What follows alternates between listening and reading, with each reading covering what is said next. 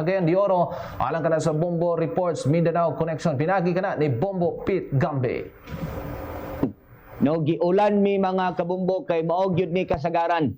Basta gani walay mga dautan nga panahon bitaw, walay LPA, walay bagyo. Ang among ulan kakasunatian sa syudad hapon or gabi buntag sayo talagsa ra gyud kayo. So karong mga taknaa walay ulan among nasunatian ilabi na diri sa sentro nga bahin sa Dakbayan. Ug di ta maglangan sa pagpabarog sa unang hugna sa ato mga balita. Dili muundang ang kabatan-unan sa pag-demand o justisya o accountability batok sa mga nalambigit sa korupsyon sa nasod. Mauni ang pahayag mga kabumbo sa usa sa law students nga among hinabi diri sa Bombo Radio Cagayan de Oro nga si Joshua Juarez, usa ni ka law student sa usa ka university ning Dakbayan sa Cagayan de Oro. So sumala pa ni Joshua Juarez, dili nila tugutan nga malubong na lang sa kalimot. Mao ning pinaka-importante, malubong sa kalimot ang isyu og mahimo nga mamaneuver sa mga kawatan aron makalingkawas sa balaod. Iyang gibutyag nga dili sila malimot sa binuhatan sa mga kawatan ug padayon sila nga musinggit batok sa kakulian sa gobyerno. Padayon karon ang ilang grupo sa pagpamulong sa tingog sa kabatan-unan aron ipadayag ang ilang baruganan. Sa kasamtangang gakahitabo sa nasod, naglaom si Juarez nga tarungon sa husgado ang proseso aron mahatagan og tinuod nga hustisya og accountability. Nilanta usab nga ang mga anomaluso nga flood control projects mahimo nga sentro sa pagpanubag sa mga involved sa maong korupsyon. Og remember mga kabombo nga ang mga nagprotesta dito sa Indonesia o sa Nepal, no, mga batanon og diri sa amo sa Cagayan de Oro kagahapong adto milabay nga adlaw. Adto milabay nga mga adlaw ang pipila ka mga estudyante sa Osaka University namo diri sa Cagayan de Oro ang mihimo og protesta o gitawag nila nga noise barrage. Mga gitawag sila nga youth against kurakot. So ang among kabatan-unan diri sa Dakbayan sa Cagayan de Oro, no, hinay-hinay na pod nga nagpakita sa ilahang tingog aron pakigbatukan ang kini karong nga bulgar nga grabe nga korupsyon dinhi sa ato sa Pilipinas. Mao kanang pagpabarog sa unang hugna sa ato mga balita, pabarog tay kanang hugna dito sa Bombo Radio Davao, pinagi ni Bombo Limuel Duero. Daghang salamat Bombo Pete Gambe, Bombo Radio Cagayan de Oro sa inyo mga nagkadausap nga balita din sa inyong Dakbayan sa Cagayan de Oro. Mga kabombo, may buntag no sa ato ang mga sukigatik paminaw, labi na sa ato ang nagapaminaw sa ato ang Sibianan karon sa Bombo Radio. Og karon unang lakat sa mong panahon din sa mga Dakbayan sa Davao. Hapsay ang among kawanangan karon mga kabombo, Bombo Radio Mindanao. Og walay mga natigayon usab nga mga pag-ulan sukad pagkagabi dinhi sa mga sentrong bahin sa mga syudad. Apan mao nay ato ay nga hisgutan karon gumikan nga dinhi sa mga ikaduha nga pagpabarog sa mga ikaduhang hugna sa mga balita karon nga mga orasa gahapon perting kusugas sa kini ulan sa bukid mga kabombo. Bombo Radio Mindanao diin nga gipahibalo karon sa mga otoridad adunay 8 ka mga individual ang natrap human sa kalit nga pagbaha sa kining usa matud pagkasuba nga ginganlan og mini Asik-Asik Falls nga nahimutang sa Barangay Carmen, Baguio District ning syudad. Kagahapon kanang adlaw sa hapon mga kabumbo. Matod pa usab sa Davao City Responders, usa na ang nakompirmang patay gikan sa mao nga insidente. So by usab sa initial nga impormasyon mga kabombo nga adunay outreach program usab matod pa nga gipahigayon sa maong lugar diin ang usa ka mountaineering club sa dihay nga miigo ang kusog nga tubig gikan sa bukid. O mao ni kay kumpiyansa kay sila mga kabombo. Gumikan kay perti nilang ligo-ligo nya wa pud nag-ulan yan tong tungora sa ilaha karon gikahimutangan dinha sa kining ginganlan og mini asik-asik falls. Wa man nag-ulan pero wa sila kabalo nga perti din kusugan ulan sa bukid mga kabombo. O na karon nga ni kalit og saka ang tubig dinha sa maong nga suba nga ilang kiliguan. Mao ni karon nga ginasuta pa usab karon sa mga otoridad kung ang mga biktima mao bagyod usab ang miyembro sa maong nga grupo kaning nagpahigayon og outreach program dinha sa maong nga dapit. Samtang gitun-an usab karon sa mga investigador ay posibilidad nga ang kusog nga agas lagi matud sa tubig ikan lagi ni sa pagkusog nga bundak sa ulan dinha sa kabukiran nga maoy hinungdan sa kalit nga pagbaha bisan nga walay ulan nga itong mga tungora dinha silang giliguan mga kabumbo. Panahin usab ang operasyon sa mga otoridad aron nga masiguro ang seguridad og matabangan ang uban pa mga posibleng nga naipit sa insidente lakip na usab sa mga nagpuyo sa daplin sa sapa no. Mao to nga gihatagan usab og kining pahimangno kagahapon labi na karon padayon gihapon ang operasyon sa kini nga mao ginasuta pa ang kini nga identidad usab sa mao nga namatay kung usab ba kini sa mga nalambigit kini nga mao nga grupo nga nagpahigayon matud pa og outreach program dinha sa maong sapa or kini nga maong lugar kay kini mini asik-asik falls mga kabombo daghan sa agad kuan dinhi anhi dinhi kini mga hikers may mga tawag dinhi kining mga batan-on usab sa agad nga ginadayo kay perting bugnaw sa tubig nini ining ginatawag nga fresh water ba unya karon damha nga kalit nga gibaha mga kaigsoon gumikan kay dito perti din kusuga sa ulan dito sa bungtod sa kining nga bukid dito sa Tumoy mga kabombo.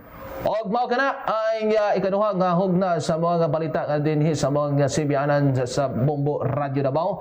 Atong ipasa ang linya ngadto sa Bombo Radio Butuan pinagi kang Bombo Benji Barasan. Volleyball Dueros Bombo Radio Davao.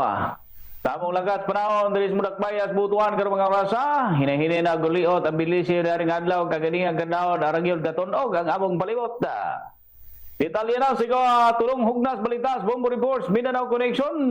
Gusto karon sa mga persons with disability pagpanguna ni Richie Ravilo, presidente sa Home Based Workers Association ng Dakbayas Butuan nga mamahimo na untang malungtaron og malautayon ang binting bigas mirona kon BBM rice.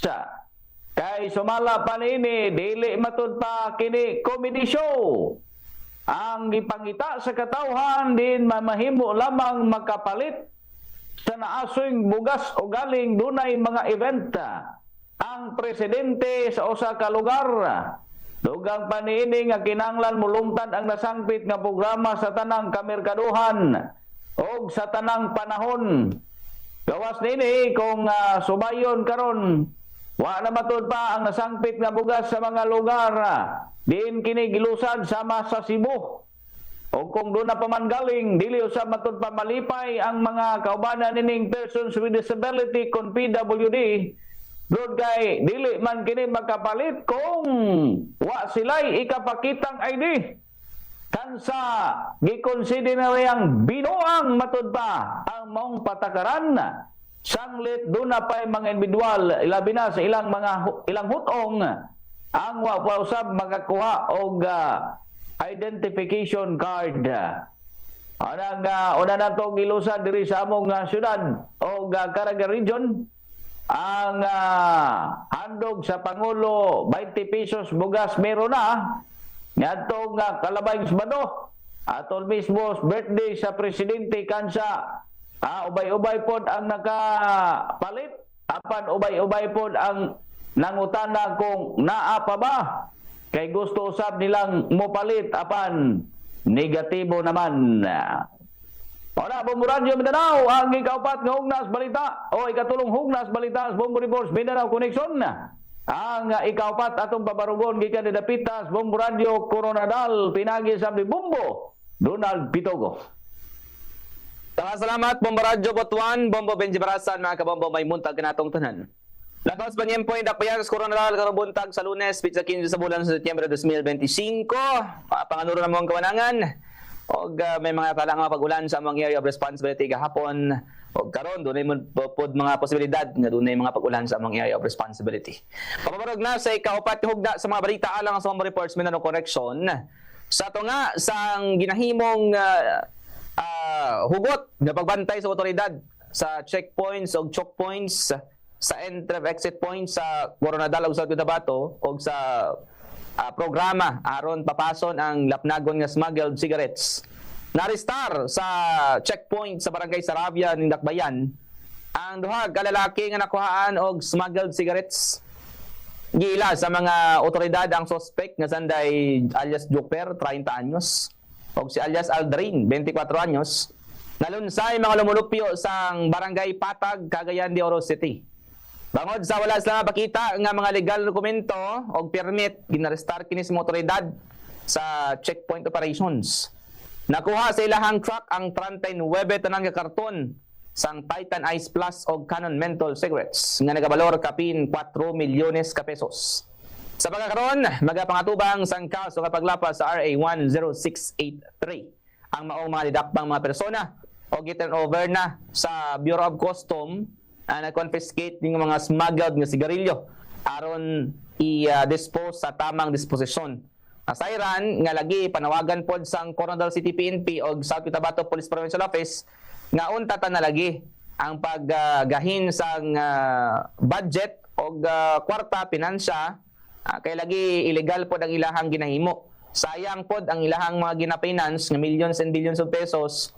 Unya madakpan ra sa otoridad, bangdanan sa malapas sa kapulisan nga dapat moagi lagi sa pustong pamaagi aron di tawgon smuggled. So sayang ang millions of billions of pesos unya dakpon sa otoridad o i-turn over lang sa customs og walay mapakita nga mga proper documents. Mao kana na ipos naton nga balita ni gikan sa area of responsibility sa Bombo Radio Coronadal. Paparugontang limang hugna sa mga balita sa Bombo Radio Malay-Balay Bukidnon pinagi kang Bombo Jeromar Balatero. Daghang salamat Bombo Radio Coronadal ug Bombo Donald Pitugo. O karon ilang lakat sa mong panahon sa dakbayan sa Malay-Balay, medyo hapsay nga mong kawirangan karong buntag ug medyo basa-basa pa ang makadalanan tungod sa natin na mga pag-ulan na kagabi. Pagpabarog sa pagbarog na sa ikalimang gulaingog na sa mga balitang among nahipos diri karon sa among dakbayan kay gumikan kapin 871,556 pesos ang kanidad sa gituang illegal nga droga ang nasakmit sa mga otoridad atol sa gipagay nga drug bypass operation sa syudad sa Valencia City nga nagpunting kini sa kalig-on sa operasyon na bato kay illegal nga droga kay gipagay ng mga operasyon sa Provincial Drug Enforcement Unit sa Bukidnon pasado alas 4:44 sa hapon kagapong adlaw Setyembre 14 dito kay sa may Purok 1A Kawayanon Barangay Lumbo Valencia City. Naaresto sa ka-37 anyos nga lalaki nga giila sa kapulisan nga high value individual aron kini mapalitan og usa ka pakete sa gituang Cebu gamit ang usa ka libo nga bypass money sa pagsusing sling bag og bulsa.